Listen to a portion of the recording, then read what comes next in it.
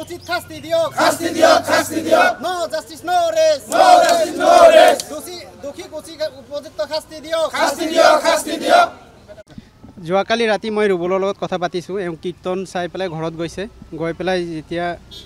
10টা এইটো ৰাতি 10টা বজাৰ কথা পিছত আমি ৰাতিপুৱা খবৰ পালোঁ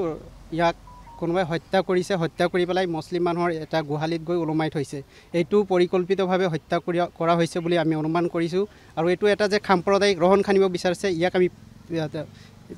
ধিক্কাৰ দিছোঁ এইটো আমাৰ এই ল'ৰাটো বহুত ভাল আছিলে এইটো ইয়াৰ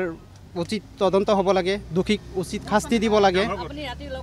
মই লগ পাইছোঁ আমি একেলগে দোকানী হয় তেওঁৰ ঘৰ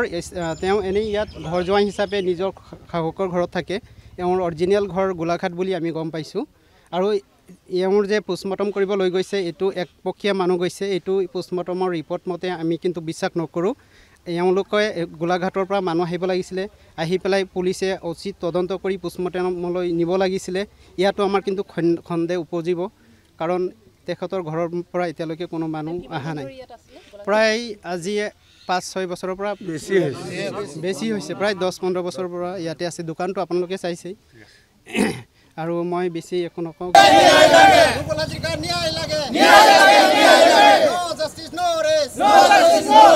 দোষীক উচিত শাস্তি দিয়ক দোষীক ফাঁচি দিয়ক নো জাস্টিস নো ৰেস ৰুবুল হাজৰিকাৰ ন্যায় লাগে যিটো ঘটনা হৈ গ'ল ৰুবুল হাজৰিকা তেওঁৰ ঘৰ গোলাঘাটত কিন্তু বৰ্তমান আমাৰ জোঁৱাই কিন্তু যোৱাকালি যিটো ঘটনা হৈ গ'ল মই আত্মহত্যা কৰা বুলি ক'ব নিবিচাৰোঁ তেওঁক হত্যা কৰিছে কোনে হত্যা কৰিছে সেইখিনিও আমি দেখা পোৱা নাই গতিকে তাৰ এটা উচিত তদন্ত হ'ব লাগে তাৰমানে ঘৰত কিবা কাজিয়া বুলি গম পাইছিলোঁ ঘৰুৱা কাজিয়া কিন্তু যিটো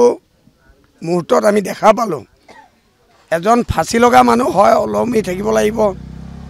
সেয়াও পোৱা নাই আমি তেওঁ ধুনীয়া কৰি সুস্থ হিচাপত মাটিত থিয় হৈ হেং কৰি থোৱা আছে মোবাইলটো আগত থোৱা আছে সেই সন্দেহত আমি ক'ব বিচাৰিছোঁ যে তেওঁ আত্মহত্যা কৰা নাই তেওঁক হত্যা কৰিছে কোনে হত্যা কৰিছে তাৰ উচিত বিচাৰ আমাক লাগে কাৰ ঘৰত বুলি নহয় আমাৰ মাইনুল উদ্দিনৰ গোহালি ঘৰত তেওঁৰ ডেড বডিটো আমি তাত হেং কৰা পাইছোঁ কোন কমল শইকীয়াটো আমাৰ গাঁৱৰ ভিতৰত